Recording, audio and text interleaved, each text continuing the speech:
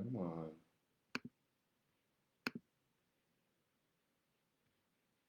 Don't fuck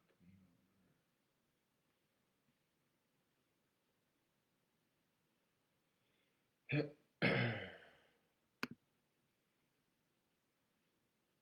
All right.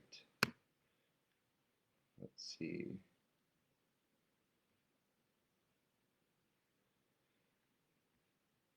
Let's see what I can do.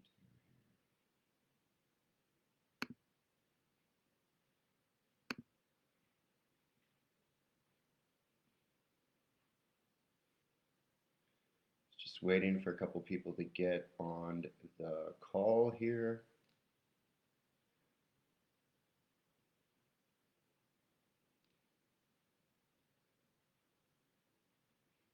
Mhm.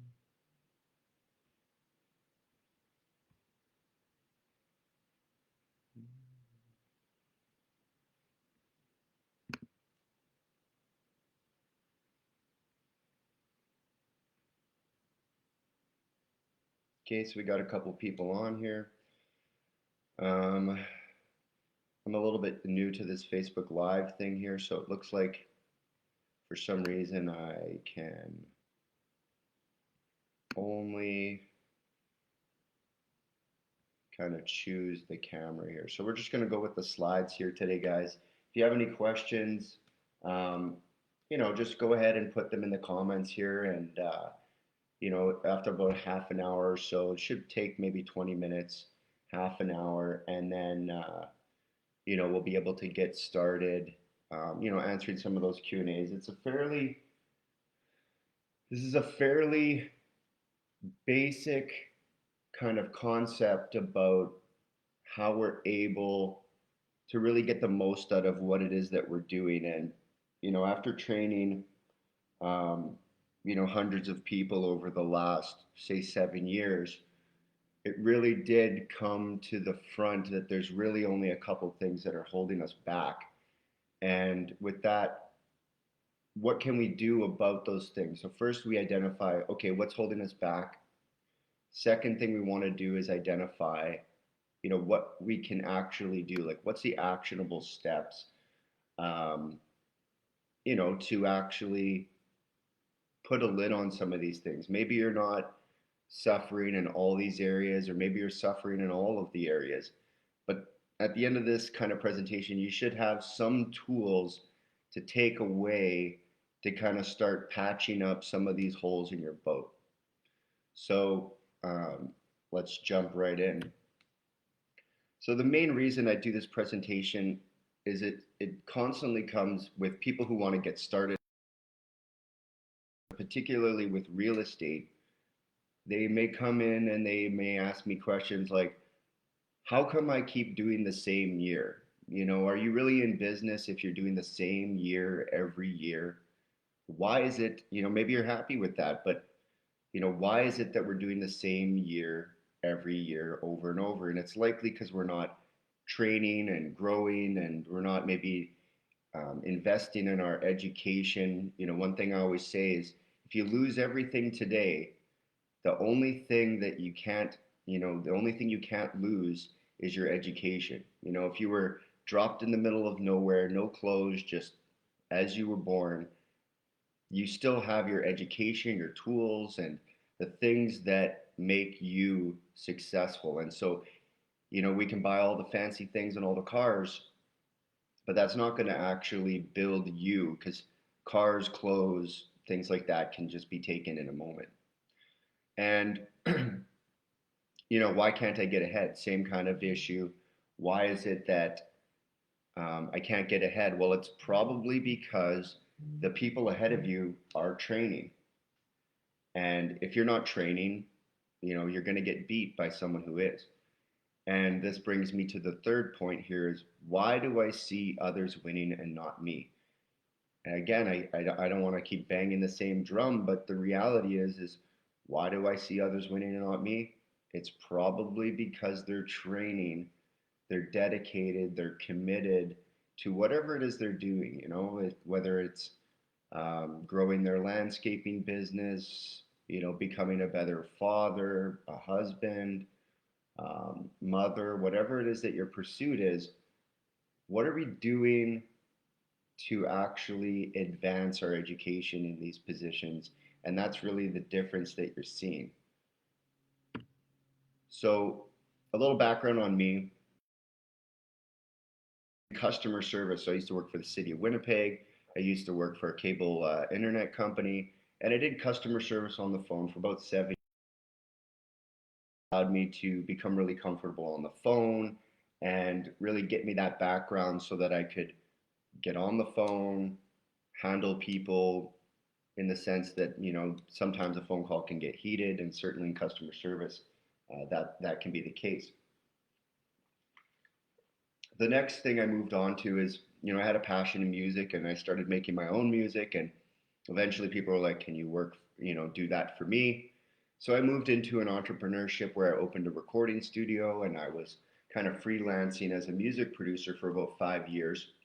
And that kind of gave me the background to be able to kind of negotiate and really sense people's energy. There's a particular energy that comes along with making art or being creative, and how to support people as they grow and things like that. I also spent 6 years in university chasing a computer science degree. I kind of got to the third, fourth year, and I looked around at the people that I was going to be working with or maybe working for, and I realized that that just wasn't for me. If I got stuck working with some of those guys or working for some of those guys in that class, I don't think I would have been happy. So I made the shift, and through all these things, customer service, music production, trying to get that computer science degree, get into that field, I never really made whatever you would call the money, whatever that feeling is for you. I never really got to that point where I was making the money that allows me to kind of put money aside, in the sense that I don't have to focus on achieving it all the time. So I really needed a change. And so where I got started with Stefan Arnio as his lead acquisitions guy in 2015. So I turned 30, was tired of being, I had to either move because the music industry in Winnipeg is just, wasn't doing it. So I was either going to move to Vancouver or Toronto and, pursue that, or I needed to change paths. So, the common thing when people are feeling stuck or not making the money, do I have, instead of going back to school, I took Stefan Arnio up on lead acquisition. I started reading this book. I think that if you haven't read Money People Deal, it really does frame out the challenges, as well as the things that can really make you successful within real estate, people, and deals together. So with that kind of background, it really did allow me to really open up my mind, because this isn't really something that they teach in school. So as I was coaching, I started coaching real estate students, and 30 or 40 at a time, every quarter, and it was pretty much my full-time thing. I started to realize that there really is, there's a few groups, self-actualized people who just do things because they want to, but for the vast majority of us, we do have a lot of comfort and a lot of maybe habits that are particularly holding us back. So let's jump into what the key four things that are particularly holding us back. So the first four things you want to be looking at, and these are really that kind of cover everything that could be holding you back, is fear, money, and pride. And so what we're going to do with this presentation is I'm going to dive into each of these, identify the things so that you can see it. Maybe it's in your life, in your background. You can kind of see where that might be popping up in your progress towards becoming a better, kind of maybe not a better, but maybe a more accountable person to what you want. Because these are the things that are typically pushing us away from what we want. So we want to break these things down, first to identify them, And then we're going to dive into, what we can actually do about it. So let's get started. So fear, money, and pride. And then we have our goals, and all of these things can kind of line up in front of us. So time, there's a very common expression. It says people make excuses for the things they don't want, and time for the things that they do. And this really comes back to, like, what is it that you want to do? And if you're really not making time for that, is it really what you want to do? And so evaluating why you're making excuses about the things that you're pursuing is really one of the first steps. And that will usually the fears surrounding the failure of achieving your goals. So it's not so much that you're making excuses, it's that it's easier to do, be busy than to address the things that would move you towards your goals. Oh, I can't, for instance, in real estate marketing, I don't have time to go and knock on doors or market for deals. Um, I just don't have time. Well, the underlying thing in that is that I am afraid that if I go and do it and put my time in it, maybe I don't know what I'm doing, or I'm afraid that even if I do it, I'm not going to get a result. So there's a lot of fear surrounding this progression towards your goals. And then the next typical progression is after we've kind of identified what it is that's holding us back. Typically, we need some additional resources. We need either some books, or maybe if it's like an exercise goal, perhaps we need to find a coach or a trainer or a dietitian, someone who has that additional information that we're lacking, which is creating the fear around what it is that we're trying to do. And then now that we've kind of identified, oh, I probably need a gym membership and a coach, well, the next thing that creeps in is pride. I can do this myself. I don't need any help. I can, on my own. I've got a treadmill in my basement. I've got a Bowflex in my workout room. I'll just go running, and you start to kind of sell yourself the idea that you don't actually need help. And the reality is that that's just pride rolling in. And pride, when we get down to it, is typically one of the big ones that kind of holds us back. So now that we've identified that it kind of goes from time to fear to money to pride, and pride is the thing that typically keeps getting into action and doing something about it. So let's jump into this one here with time. So I like these little, these sayings. They're easy things to remember, and they really do get down to the point. So definite continued progress of existence and events in the past, present, and future regarded as a whole. So time is always moving on, and some of these things here, we all have the same 24 hours. It's the choices we make that determine the progress or regress that will shape who you are and what becomes of your life. You make the choice. Another one here, we all have the same 24 hours. If someone else is accomplishing more than you, they're typically sacrificing more than you. And the last one here, many things are equal. Everyone gets the same 24 hours, 7 days a week. We make time for what we truly want. And if you're not making time, there's something around that progression. Remember back to the progression: time, fear, money, and pride. And if you can run along that line, you can get closer to your goal. So what can we do about time? Start using a calendar. There's studies that go with calendars, that the smaller blocks that you start doing, if you're just blocking things in your day in 1 hour blocks, that will increase your income. Having just some calendar, keeping some time and valuing your time.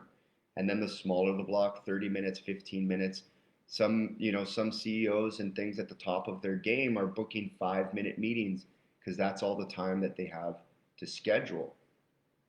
Now, when you start using the calendar, then it comes back to the integrity. Like, if you actually wanted to, um, if you wanted to get it done, put it in the calendar and do it. Now, it's not to say that if you miss something, it's the end of the world, but at least we made a plan. It might not be the best plan, but it's a plan which is going to get you closer to your goals.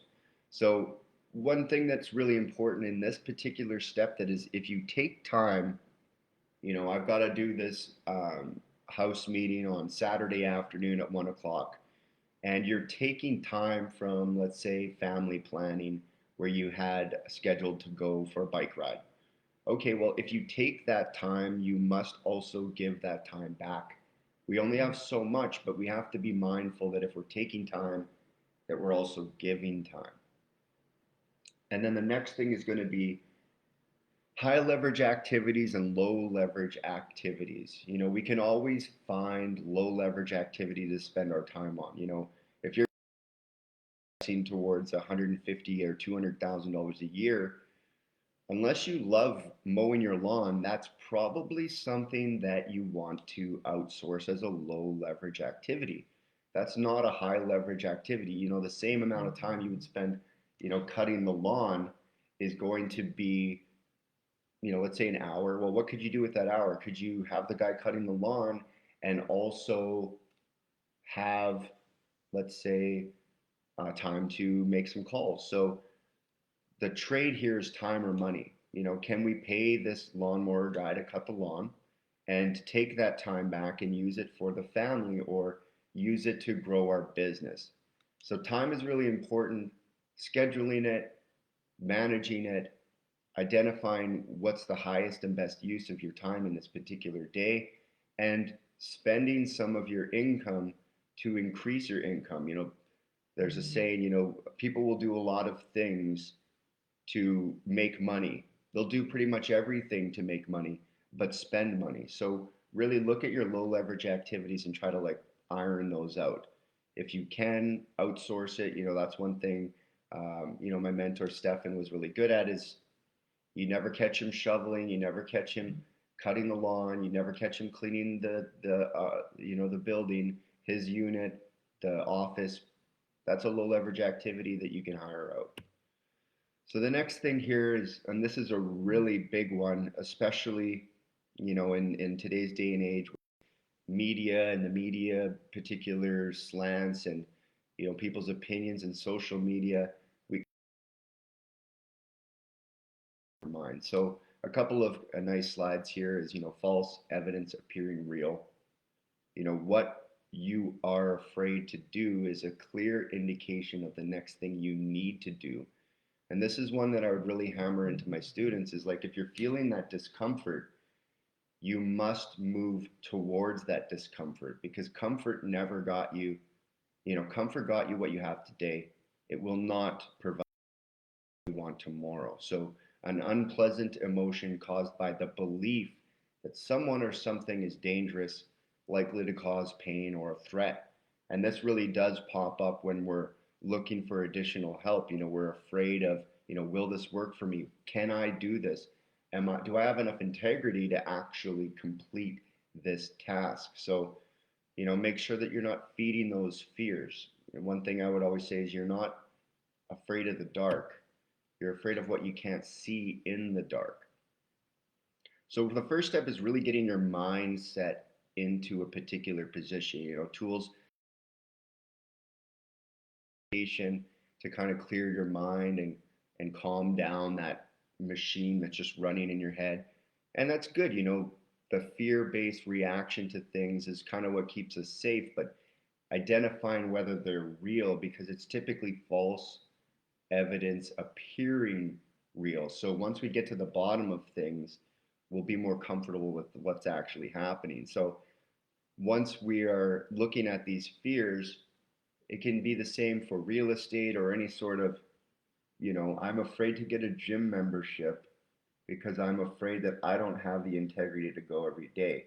So then you say, okay, well, pull up my calendar and make a plan to actually go a couple of times a week and really overcome these things. There's not a lot of actual fear. It's the same thing with we're not afraid of the dark, we're afraid of what we can't see. So, how do we turn on the lights? Get as much information as we can. We're never going to have all of it, but the more we have, the more we can start to believe that the truth is not the fear.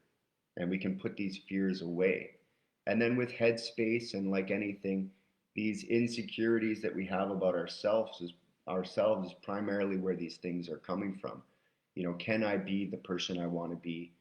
In the past, I've not been, and this and that and the other. And like a shower, we do need to, do our headspace and our gratitude exercises and things like that to really get in vibration to remove these fears. And one thing I really like about this quote here is, whether you think you can or you think you can't, you're right. And with real estate, that's huge. Whether you think you can buy this rental and fix it up and get a good tenant and hold the thing for 10 years, if you think you can, you're right. And if you think you can't, you're also right. You're like, oh, no, I can't do it. I can't qualify. I can find every excuse in the book not to pull the trigger on this deal. And that's coming from, your own insecurities around whether you think you can be successful or not. So it's better to just look at the problem and look at that fear and say, I can, instead of I can't. And you'll be right either whatever decision you make, you're right. So let's talk about money a little bit here. Money, you know, I like the definition here: the assets, property, or resources owned by some, really important, owned by someone, something, probably not you yet. And that's what we're chasing, this wealth, this medium of exchange, banknotes, coins, assets, property. And so um, one of the slides that I really love on here is: a lack of money is no obstacle. A lack of an obstacle.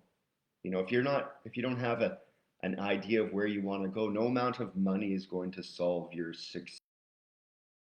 That idea, and then getting the money to finance it, financing your dreams, that's the next step. But having that idea to get you moving forward.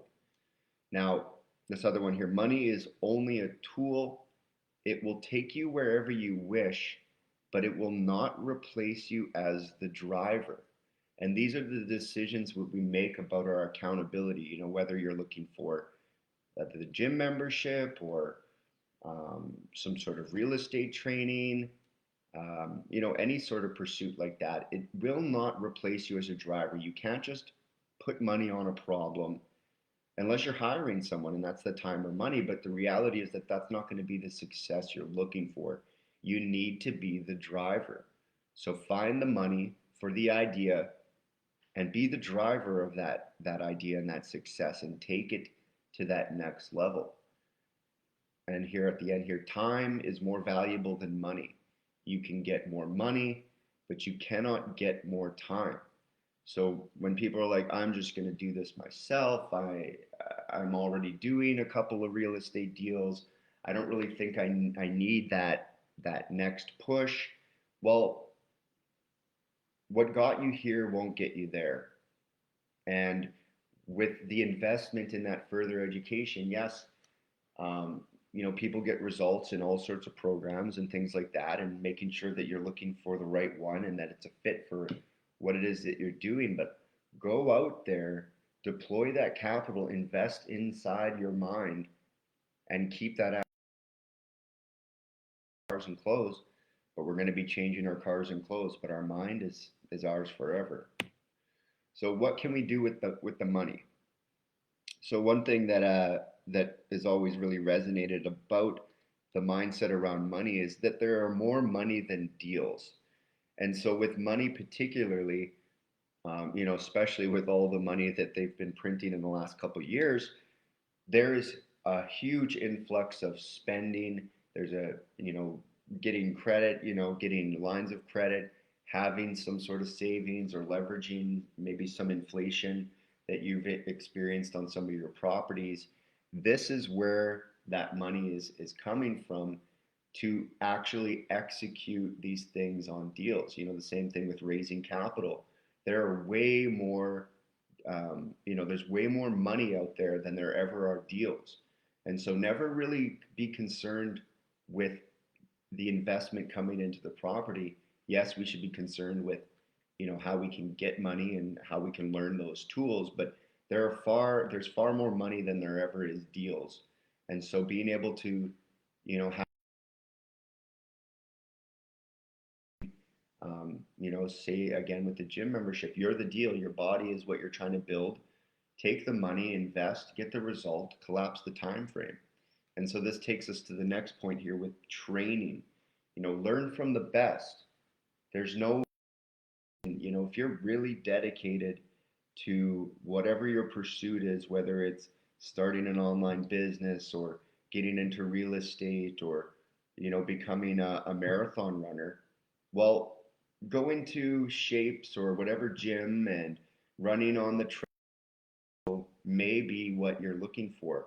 Or find someone who's had the results you're looking for, find out what it costs to get them on your team, and do the thing, because we can usually finance our dreams. This brings us to the funny money, where you can lease a car or get a mortgage, and all of these things, at the end of the day, it's all financing and growth and building these things. You can't just, some people maybe can go out and buy a house or buy a car, but is it really the best investment to pay a car in full? No, you want to get into the funny money. What can we do to leverage the money we have to get what we want to build our future? And so it comes back down to time or money. And the shortest path to wealth is really collapsing those time frames. Like I say all the time, there's no doubting that someone who's self-actualized can go out and find whatever information they're looking for, whether it's a routine to get in shape, or something to kind of grow their small business, or get into real estate training. There's tons out there. But what we are looking for is that collapsing of time frames. So taking money, putting it and exchanging it for time, because time we can't get more of, but money we can typically finance. So, you don't have to want it, and you do have to want whatever it is. You can't just throw money at it and expect it to happen. But to buy that accountability and that time from, say, a real estate training program, or a package or a blueprint or some analyzer or some application to help you analyze deals, this is really what you're looking for: is how do we collapse timeframes? Like, if you don't know how to analyze a deal, maybe you need to get an app like Deal Check on your phone and pay a premium subscription so that you can collapse the time frame on analyzing deals. Very simple, very easy example. Now the last one here, I'm just going to take a quick drink of water. The last one here is pride. And, I typically done relatively well on their own. We'll be at an event or a networking event, and the guy has done relatively well on his own. He's had success. Maybe he's got a bunch of apartments, and you say, hey, how'd you get into that? He's like, I just read some books and I learned and I went and I did it, and I've had some success. And they've got that chip on their shoulder, and the quality of having an excessively high opinion of oneself or one's importance. And it always comes back to the thought that that's amazing, man. You've got 2 or 5 or 20 apartment blocks. But let me ask you, had you gotten trained, had you went and found the person who has 100 units, who's got 12,000 units across the United States, if that's really what you're doing, or someone who's really raised a lot of money, and you went and you got them on your team and you hired them to really train you, what would today look like if you weren't so full of yourself? if you were able to just put your pride aside and understand that we don't know everything, and just, you know, go and find that additional tool. Maybe it works, maybe it doesn't, but at least you'll know that you went out and tried to find it. But pride, I've seen really successful people, but are they really at the top of their game? You know, could they be more successful had they just opened up their mind to the possibility? They don't know everything. And so, a couple of interesting quotes here. In general, pride is at the bottom of all great mistakes. You know, you start a new job, they're like, go and put the boxes on the shelf. And you're like, okay, right away. And you get there and you have no idea what you're doing. You don't ask because you're like, I can do this. And you make a bunch of mistakes. You put everything in the wrong place. All you had to do was ask, you know, reach out to the trainer and say, what can I do? Like, how can I do this better? Do you have a layout or a blueprint on how to put everything on the shelf? Instead of that, they just prideful. I'm the best. I'm important. I can do this, and they make a bunch of mistakes.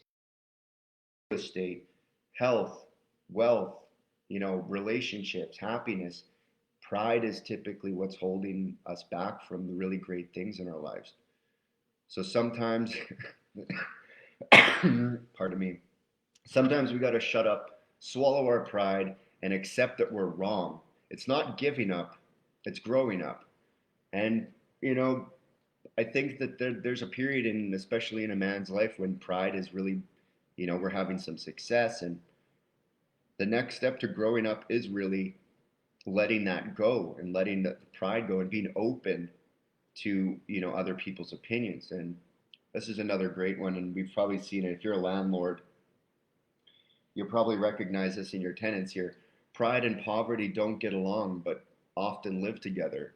You know, some of the people in some of the most destitute positions in life are rather full of themselves, rather prideful. Do again with the mindset, we need to open our minds to the possibility that we don't know everything. You know, like even if we know a lot, we don't know everything, and we can always be learning and being open to learning and constantly learning. You know, so many people, they graduate high school or they get their university degree and they're like, that's it, I'm done, I did it,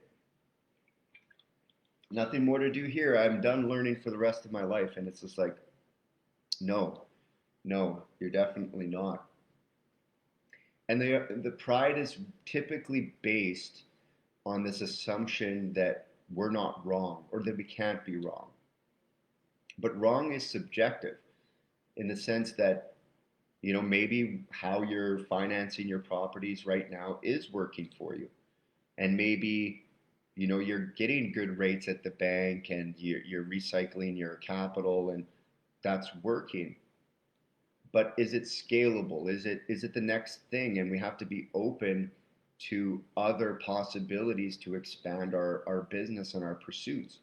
So when someone says, oh, you should be using other people's money instead of your own, and that creates a whole bunch of fears for you around lending other people's money and how do I do that and how does that work? And oh, that's wrong. You know, I think that I should be using my own money and I don't want to put other people's money on the line. Well, wrong is subjective. You know, a lot of people have had a lot of success do what they're doing, and then also we're able to have even more success or continued success by completely changing the way they're running their business, by being open to growing it and being open to the possibility that maybe I don't know everything.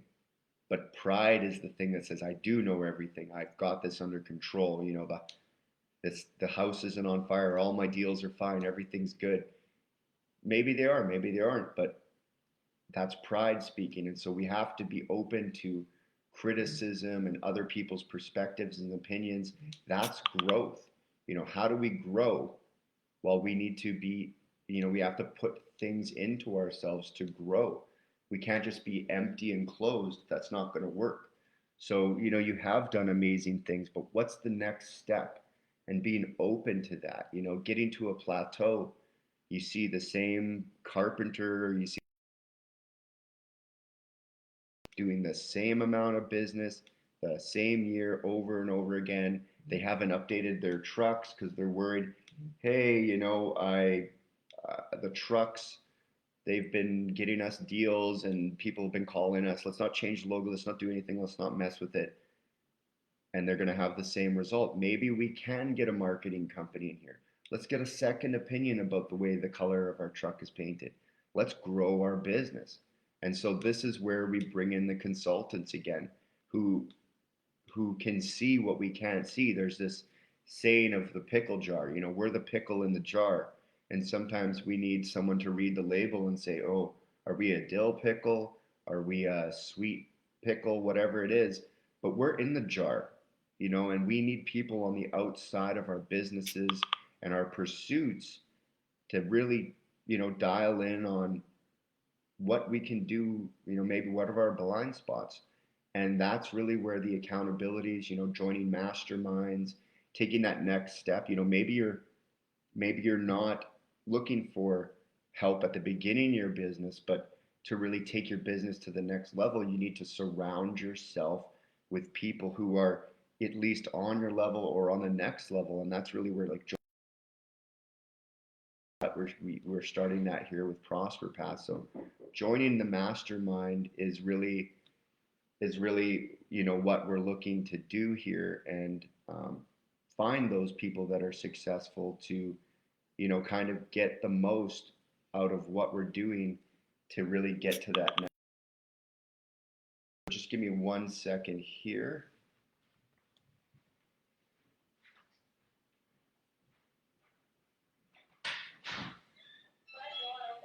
Okay, come on in quick. I'm on a webinar. Sorry, guys. Okay, just be quiet. I'm doing the. Sorry, guys. My the wholesaling team is showing up. Yeah, close the door. So I always like to close this particular presentation off with this this kind of fable here about the crow and the pitcher.